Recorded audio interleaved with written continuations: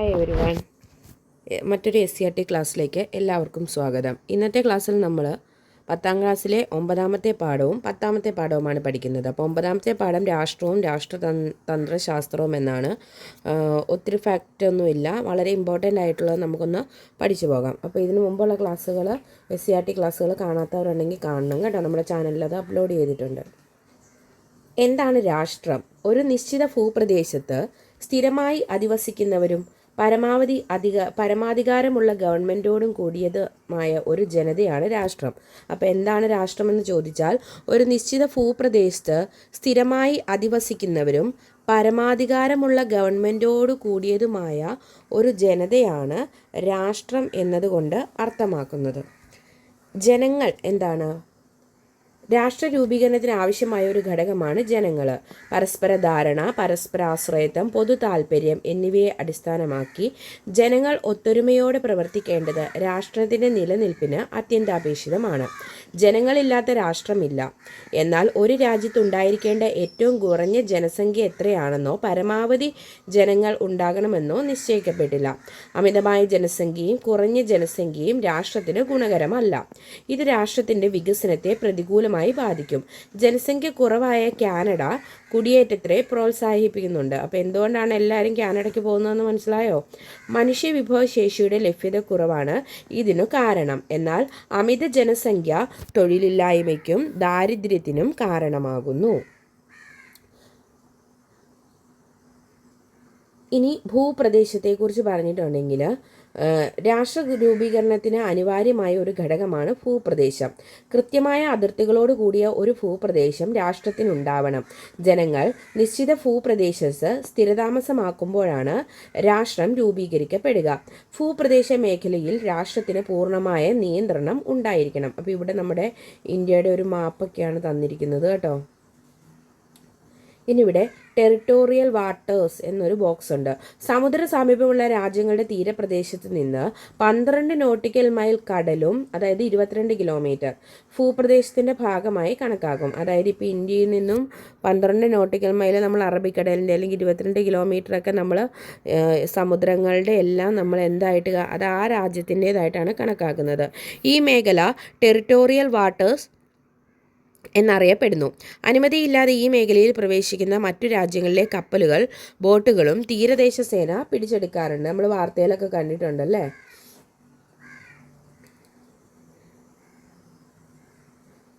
Government രാഷ്ട്രത്തിന് ആവശ്യമായ ഘടകമാണ് ഗവൺമെൻറ്. രാഷ്ട്രത്തിന് വേണ്ടി നിയമങ്ങൾ നിർമ്മിക്കുകയും നടപ്പാക്കുകയും നീതി ഉറപ്പാക്കുകയും ചെയ്യുന്നത് ഗവൺമെൻറ്റാണ്. അപ്പോൾ രാഷ്ട്രത്തിന് ആവശ്യമായ ഘടകങ്ങളാണ് ഗവൺമെൻറ്. രാഷ്ട്രത്തിന് വേണ്ടി നിയമങ്ങൾ നിർമ്മിക്കുകയും നടപ്പാക്കുകയും നീതി ഉറപ്പാക്കുകയും ചെയ്യുന്നത് ഗവൺമെൻറ്റാണ്.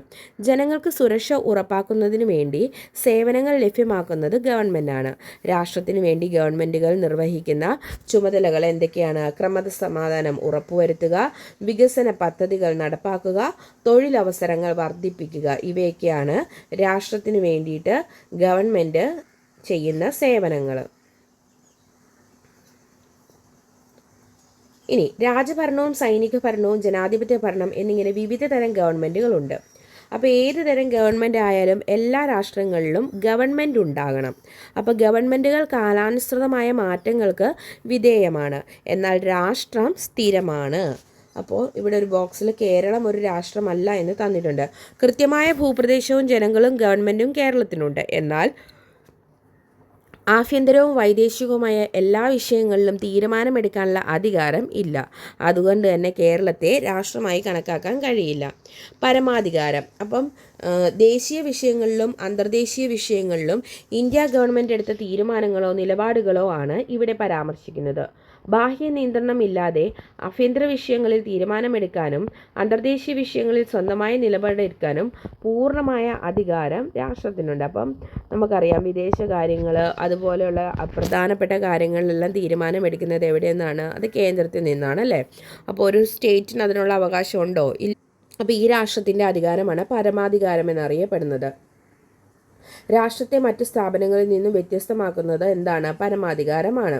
ജനങ്ങളും ഭൂപ്രദേശവും ഗവൺമെൻറ്റും ഉണ്ടായാൽ രാഷ്ട്രം രൂപീകരിക്കപ്പെടില്ല. പരമാധികാരം ഉണ്ടെങ്കിൽ മാത്രമേ രാഷ്ട്രം നിലവിൽ വരികയുള്ളൂ. രാഷ്ട്രത്തിൻ്റെ സമ്പൂർണവും അപരിമിതവും അവിഭാജ്യവുമായ അധികാരമാണ്. പരമാധികാരം വിഭജിക്കപ്പെട്ടാൽ പുതിയ രാഷ്ട്രം രൂപീകരിക്കപ്പെടും. പരമാധികാരത്തിന് പ്രധാനമായും 2 തലങ്ങളുണ്ട്. അപ്പോൾ ദക്ഷിണ സുഡാനെ പറ്റി ഇവിടെ തന്നിട്ടുണ്ട്. സുഡാൻ വിഭജിച്ച് 2011 രൂപീകൃതമായ രാഷ്ട്രമാണ് ദക്ഷിണ സുഡാൻ. ഒരു രാഷ്ട്രത്തിൻ്റെ പരമാധികാര വിഭജനം പുതിയ രാഷ്ട്ര രൂപീകരണത്തിലേക്ക് നയിക്കുമെന്നതിന് ഏറ്റവും വലിയ ഉദാഹരണമാണ് ഐക്യരാഷ്ട്രസഭയിലെ 193 അംഗരാജ്യമായ ദക്ഷിണ സുഡാൻ. അപ്പം ദക്ഷിണ സുഡാൻ ഐക്യരാഷ്ട്രസഭയിലെ എത്രാമത്തെ രാജ്യമാണ്? 193. ഇനി പരമാധികാരം എന്താണെന്ന് ഇവിടെ ബോക്സിൽ തന്നിട്ടുണ്ട്. ആഭ്യന്തര തലത്തിൽ ഭൂപ്രദേശ പരിധിക്കുള്ളിൽ എല്ലാ വിഷയത്തിലും തീരുമാനമെടുക്കാനുള്ള അധികാരം. ബാഹ്യതലത്തിലാണെങ്കിലോ അന്തർദേശീയ വിഷയങ്ങളിൽ സ്വന്തമായി തീരുമാനമെടുക്കാനുള്ള അധികാരം. അതായത് ഇപ്പം രാജ്യത്തിനകത്തും പുറത്താണെങ്കിൽ ആ ഭൂപ്രദേശ പരിധിക്കുള്ളിലെ എല്ലാ വിഷയത്തിലും നമുക്ക് തീരുമാനമെടുക്കാം. പുറത്തേക്കാണെങ്കിലോ ഇൻ്റർനാഷണൽ ആയിട്ടുള്ള കാര്യങ്ങളിലെല്ലാം സ്വന്തമായിട്ടുള്ള അധികാരം എടുക്കാനുള്ളതും അധികാരവും എന്തിപ്പെടുന്നു? പരമാധികാരത്തിൽ പെടുന്നു.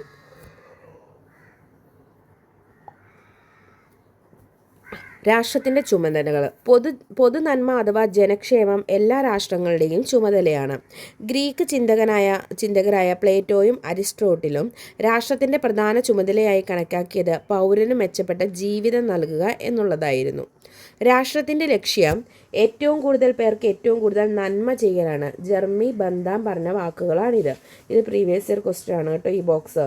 രാഷ്ട്രത്തിൻ്റെ ലക്ഷ്യം ഏറ്റവും കൂടുതൽ പേർക്ക് ഏറ്റവും കൂടുതൽ നന്മ ചെയ്യലാണ് എന്ന് അഭിപ്രായപ്പെട്ടത് ജെർമി ബന്ധാം. ഓക്കെ.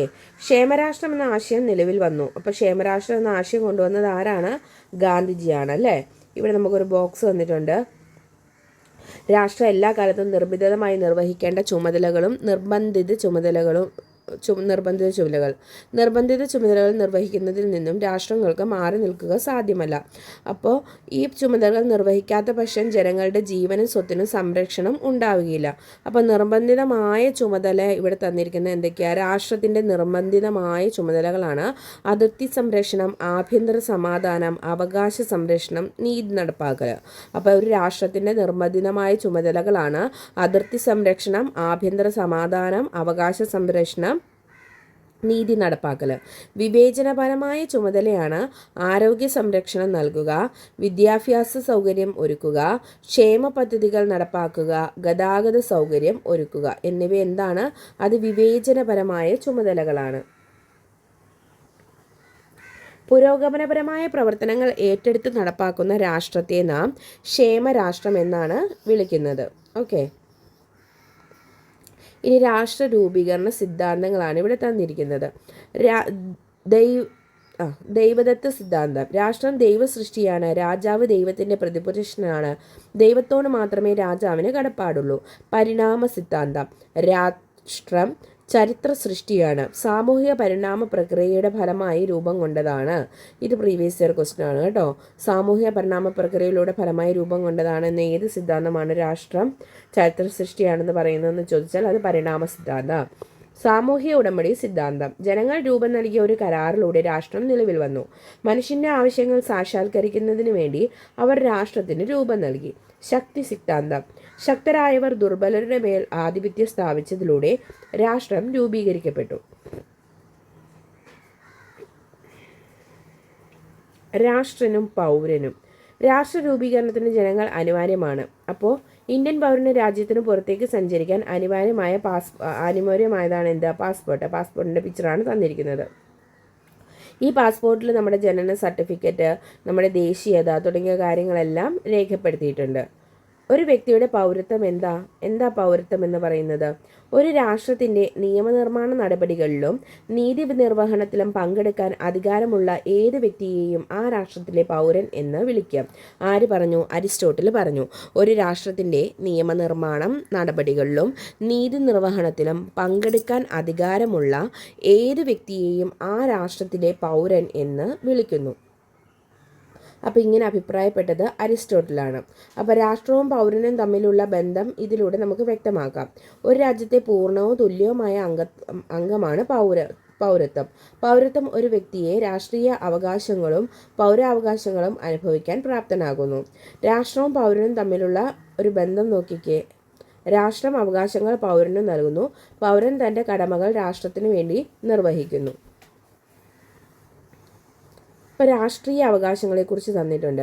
വോട്ട് ചെയ്യാനുള്ള അവകാശം, തിരഞ്ഞെടുപ്പിൽ മത്സരിക്കാനുള്ള അവകാശം, സംഘടനകൾ രൂപീകരിക്കാനുള്ള അവകാശം, ഗവൺമെൻറ്റിനെ വിമർശിക്കാനുള്ള അവകാശം, ഔദ്യോഗിക സ്ഥാനങ്ങൾ വഹിക്കാനുള്ള അവകാശം തുടങ്ങിയവയാണ് രാഷ്ട്രീയ അവകാശങ്ങൾ. അപ്പോൾ ഒരു വ്യക്തിയുടെ രാഷ്ട്രീയ അവകാശങ്ങൾ ഏതൊക്കെയാണെന്ന് ചോദിച്ചാൽ രാഷ്ട്രീയ അവകാശങ്ങളിൽ പെടുന്നത് ഏതൊക്കെയാണെന്ന് ചോദിച്ചിട്ടുണ്ടെങ്കിൽ വോട്ടവകാശമുണ്ട്, അതുപോലെ തന്നെ തിരഞ്ഞെടുപ്പിൽ മത്സരിക്കാനുള്ള അവകാശമുണ്ട്, സംഘടന രൂപീകരിക്കാനുള്ള അവകാശമുണ്ട്, ഗവൺമെൻറ്റിനെ വിമർശിക്കാനുള്ള അവകാശമുണ്ട്, ഔദ്യോഗിക സ്ഥാനങ്ങൾ വഹിക്കാനുള്ള അവകാശം ഉണ്ട്. ഇതൊക്കെയാണ് ഒരു പൗരൻ്റെ രാഷ്ട്രീയ അവകാശം. ഒരു രാജ്യത്ത് താമസിക്കുന്ന എല്ലാവരും ആ രാജ്യത്തെ പൗരന്മാരാണോ? അല്ല. പൗരന്മാരെ കൂടാതെ വിദേശികളും ഒരു രാജ്യത്തുണ്ടാകും. ധാരാളം ഇന്ത്യൻ പൗരന്മാർ വിദേശ രാജ്യങ്ങളിലും ജോലി ചെയ്യുന്നുണ്ടല്ലേ. അപ്പോൾ ഇന്ത്യയിൽ പൗരന് മാത്രം ലഭിക്കുന്ന ഏതാനും അവകാശങ്ങൾ താഴെ ഇവിടെ തന്നിട്ടുണ്ട്, നമുക്ക് നോക്കാം.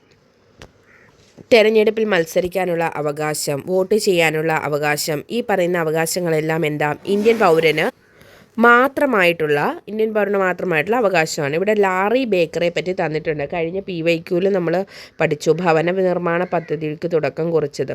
1917 ബ്രിട്ടനിലെ ബെർമിംഗ്ഹാമിൽ ജനിച്ചു. 1945 ലെപ്രസി മിഷൻ്റെ ഭാഗമായി ഇന്ത്യയിലെത്തി. ഗാന്ധിയൻ ആശയങ്ങൾ അദ്ദേഹത്തെ വളരെയധികം സ്വാധീനിച്ചു. കേരളത്തിൽ ചെലവ് കുറഞ്ഞ പാർപ്പിട നിർമ്മാണ രീതി അവതരിപ്പിച്ചു. വാസ്തുവിദ്യാ മേഖലയിലെ ഗാന്ധിജി എന്നറിയപ്പെടുന്നു. അപ്പോൾ വാസ്തുവിദ്യാ മേഖലയിലെ ഗാന്ധിജി എന്നറിയപ്പെടുന്നത് ആരാണ്? ലാറി ബേക്കറാണ്. 1989 ഇന്ത്യൻ പൗരത്വം സ്വീകരിച്ച ലാറി ബേക്കർ 2007 അന്തരിച്ചു. ആർജിത പൗരത്വത്തിലൂടെ ബേക്കർ ഇന്ത്യൻ പൗരനായി. അപ്പോൾ എന്താണ്? പൗരത്വം രണ്ട് തരത്തിലുണ്ട്. അത് സ്വാഭാവിക പൗരത്വമുണ്ട്, ആർജിത പൗരത്വമുണ്ട്. നമുക്ക് ജന്മനാ ലഭിക്കുന്ന പൗരത്വമാണ് സ്വാഭാവിക പൗരത്വം. അതായത് ഇപ്പം നമ്മൾ ഇന്ത്യയിൽ ജനിച്ചു, ഇന്ത്യയിൽ താമസിച്ച അച്ഛനമ്മമാർക്ക് നമ്മൾ ജനിച്ചു, അപ്പം നമുക്ക് എന്താ ജന്മനാ ലഭിക്കുന്ന പൗരത്വം. അതല്ലാതെ ഒരു രാജ്യത്ത് നിലവിലുള്ള നിയമാനുസൃത നടപടികൾ പാലിച്ചുകൊണ്ട് ഒരാൾ നേടുന്ന പൗരത്വമാണ് ആർജിത പൗരത്വം. അതായത് ഇപ്പോൾ പുറത്തുനിന്ന് വന്ന ഒരാൾ ഈ രാജ്യത്തെ നിയമങ്ങൾക്ക് അനുസൃതമായിട്ട് അതെല്ലാം പാലിച്ച് ഒരു പൗരത്വം നേടുന്നു. അതാണ് ആർജിത പൗരത്വം. പൗരത്വ നിയമങ്ങൾ മുന്നോട്ട് വെക്കുന്ന യോഗ്യതകൾ ഉണ്ടെങ്കിൽ മാത്രമേ പൗരത്വം നേടിയെടുക്കാൻ കഴിയുകയുള്ളൂ. ഇനി രാഷ്ട്രതന്ത്ര ശാസ്ത്രത്തെക്കുറിച്ചാണ് പറഞ്ഞിരിക്കുന്നത്. അതിൽ പ്രത്യേകിച്ചൊന്നുമില്ല. രാഷ്ട്രത്തെക്കുറിച്ച് ഗവൺമെൻറ്റിനെ കുറിച്ചുമുള്ള പഠനമാണ് രാഷ്ട്രതന്ത്ര ശാസ്ത്രം എന്ന് പറഞ്ഞത് അരിസ്റ്റോട്ടിലാണ്. ഓക്കെ. രാഷ്ട്രതന്ത്ര ശാസ്ത്രം എന്താ? രാഷ്ട്രീയ സിദ്ധാന്തങ്ങൾ, അന്തർദേശീയ രാഷ്ട്രീയം, താരതമ്യ രാഷ്ട്രീയം, പൊതുഭരണം എന്നിവ ഉൾക്കൊള്ളുന്നതാണ്. നിങ്ങൾ രാഷ്ട്രീയത്തിൽ സജീവമായി ഇത് പ്രീവിയസ് ഇയർ ക്വസ്റ്റ്യൻ കേട്ടോ. നിങ്ങൾ രാഷ്ട്രീയത്തിൽ സജീവമായി ഇടപെടാതിരിക്കുന്നതിൻ്റെ പരിണിത ഫലം നിങ്ങളെക്കാൾ മോശമായവർ നിങ്ങളെ ഭരിക്കുമെന്നാണ്. ഇങ്ങനെ പറഞ്ഞത് ആരാണ്? പ്ലേറ്റോയാണ് ഇങ്ങനെ പറഞ്ഞത്. നിങ്ങൾ രാഷ്ട്രീയത്തിൽ സജീവമായി ഇടപെടാതിരിക്കുന്നതിൻ്റെ പരിണിത ഫലം നിങ്ങളെക്കാൾ മോശമായവർ നിങ്ങളെ ഭരിക്കും എന്നതാണ്.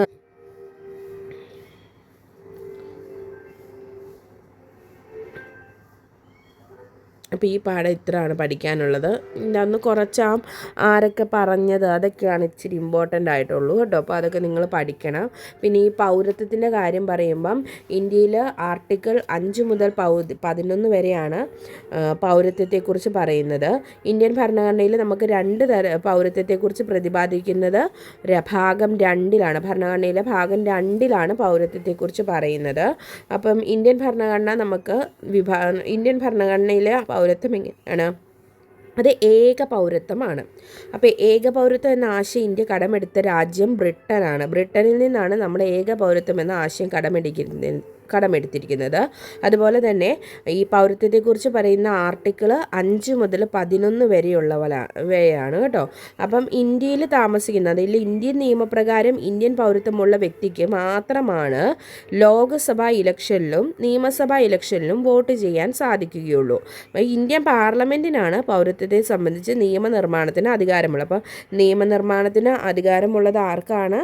അത് ഇന്ത്യൻ പാർലമെൻറ്റിലാണ്. അതുപോലെ തന്നെ ഇന്ത്യയിൽ ഇന്ത്യയിൽ ഇരട്ട പൗരത്വം എന്ന ആശയം നിർദ്ദേശം വെച്ച ഒരു കമ്മിറ്റിയുണ്ട്. അതാണ് സിംഗ്വി കമ്മിറ്റി.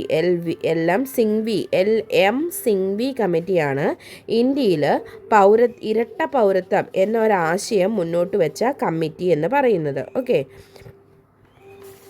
അപ്പോൾ ഈ പാഠത്തിൽ ഇത്ര പഠിക്കാനുള്ളത്. നമുക്കിനി അടുത്ത പാഠം പഠിക്കാം. അടുത്ത പാഠം ഒരു ചെറിയ പാഠമാണ്, പൗരബോധം.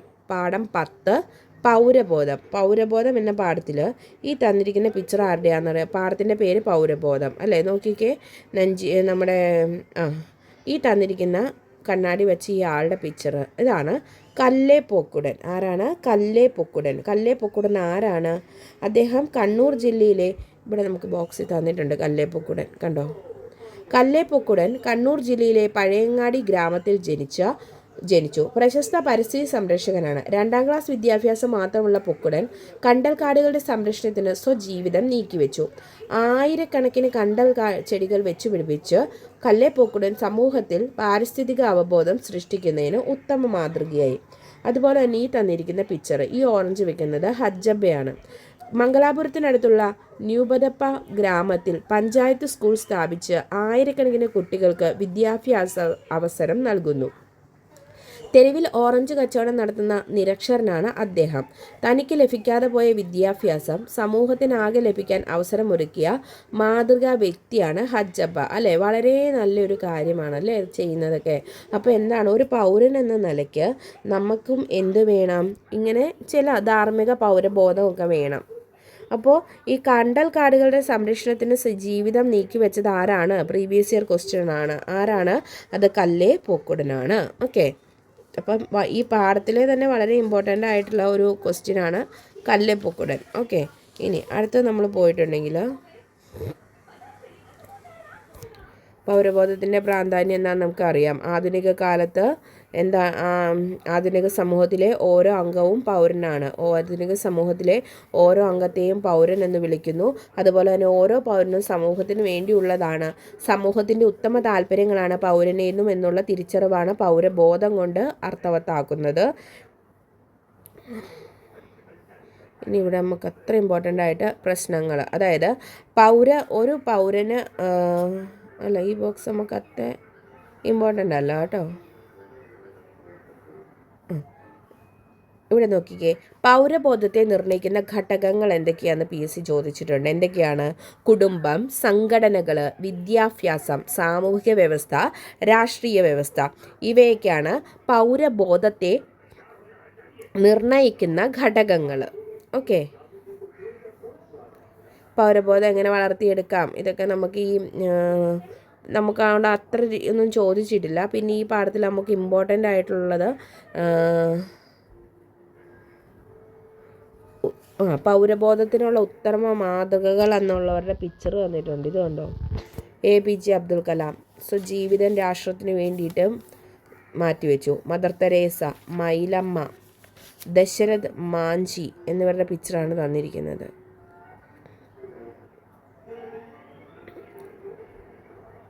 ഇവിടെ ഒരു ബോക്സിൽ ധാർമ്മികത ഗാന്ധിജിയുടെ കാഴ്ചപ്പാടിൽ എന്തൊക്കെയായിരുന്നു ഗാന്ധിജിയുടെ ധാർമ്മികമായ കാഴ്ചപ്പാടുകൾ? ആദർശമില്ലാത്ത രാഷ്ട്രീയം, അധ്വാനമില്ലാത്ത സമ്പത്ത്, മനുഷ്യത്വമില്ലാത്ത ശാസ്ത്രം, ധാർമ്മികതയില്ലാത്ത വാണിജ്യം, സ്വഭാവ മഹിമയില്ലാത്ത വിദ്യാഭ്യാസം, ത്യാഗമില്ലാത്ത ആരാധന, മനസ്സാക്ഷിയില്ലാത്ത സന്തോഷം. ഇവ അത്യന്തം അപകടമാണ്. ഗാന്ധിജിയുടെ കാഴ്ചപ്പാടിൽ ധാർമ്മികത എന്തൊക്കെയാണെന്നാണ് ഇവിടെ പറഞ്ഞിരിക്കുന്നത്. ഓക്കെ, ഒന്നുമില്ല, ഇവിടെ ഒന്നും നമുക്കൊന്നും പഠിക്കാനില്ല. അപ്പോൾ ഈ പാഠത്തിൽ നമുക്ക്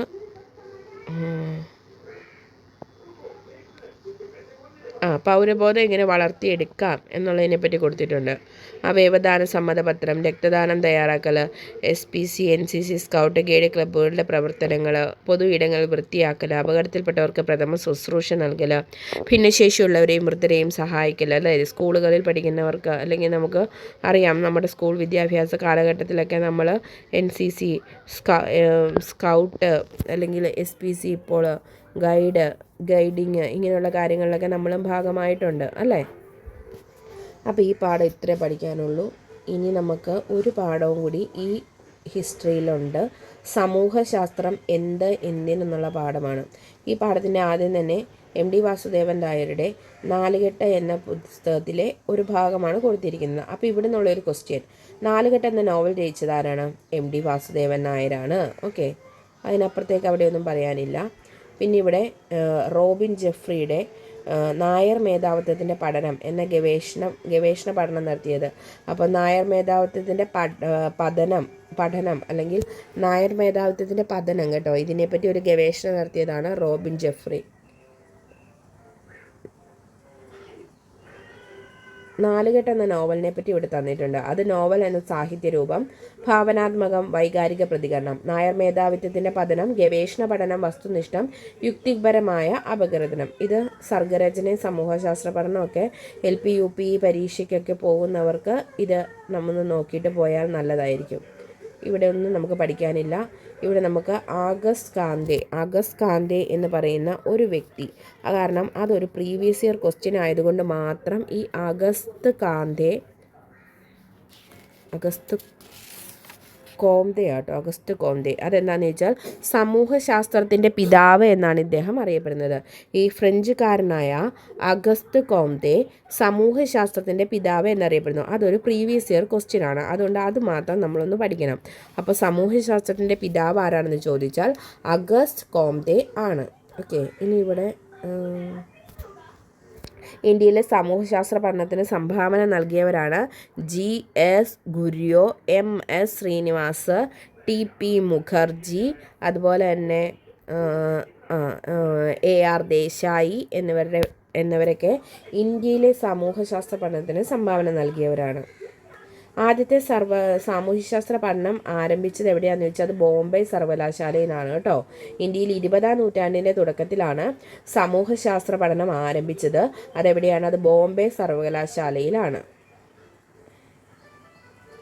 പിന്നെ ഇവിടെ സോഷ്യൽ സർവേയെ പറ്റിയും സാമൂഹിക ബന്ധങ്ങൾ അങ്ങനെയൊക്കെയുള്ളൊരു ടോപ്പിക്കാണ് തന്നിരിക്കുന്നത്. ഇതൊന്നും നമ്മളോട് PSCക്ക് ചോദിച്ചിട്ടില്ല. പക്ഷേ കേറ്ററ്റിനോ അതുപോലെയുള്ള LP UP പരീക്ഷകൾക്കോ ഒക്കെ നമ്മളോട് ഇത് ചോദിക്കും. ഓക്കെ, അപ്പം നമ്മൾ 10ാം ക്ലാസ്സിൻ്റെ ഹിസ്റ്ററി പാർട്ട് 1ഉം പാർട്ട് 2ഉം പഠിച്ചു കഴിഞ്ഞു. ഇനി നമുക്ക് ജോഗ്രഫി പഠിക്കണം, അതുപോലെ തന്നെ സയൻസ് പഠിക്കണം. SCERT പഠിച്ചിട്ടേ കാര്യമുള്ളൂ. അപ്പോൾ എല്ലാവരും ക്ലാസ്സുകൾ കാണുക, ലൈക്ക് ചെയ്യുക. നിങ്ങൾക്ക് ഇഷ്ടപ്പെട്ടെങ്കിലും മാത്രം നിങ്ങൾ ഷെയർ ചെയ്യുക, ലൈക്ക് ചെയ്യുക, അതുപോലെ തന്നെ മറ്റുള്ളവരിലേക്ക് എത്തിക്കുക. നിങ്ങൾക്ക് എന്തെങ്കിലും അഭിപ്രായങ്ങളുണ്ടെങ്കിൽ നിങ്ങളത് കമൻറ്റ് ബോക്സിൽ രേഖപ്പെടുത്തുക. Thank you all. Have A nice day.